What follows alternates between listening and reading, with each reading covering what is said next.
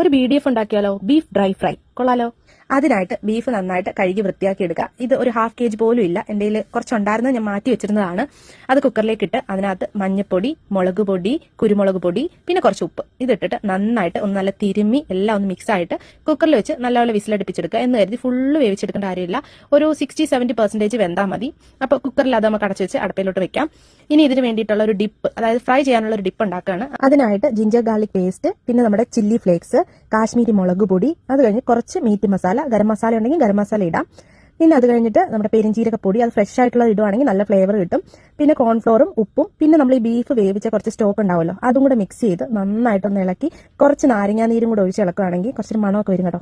അതിലേക്ക് ആ ബീഫ് നമ്മൾ ഇതുപോലെ ഒരു ക്യൂബായിട്ട് കട്ട് ചെയ്ത് വെച്ചതാണ്. ഇങ്ങനെയാണ് ബീഫ് ഫ്രൈ ഉണ്ടാക്കുന്നത്.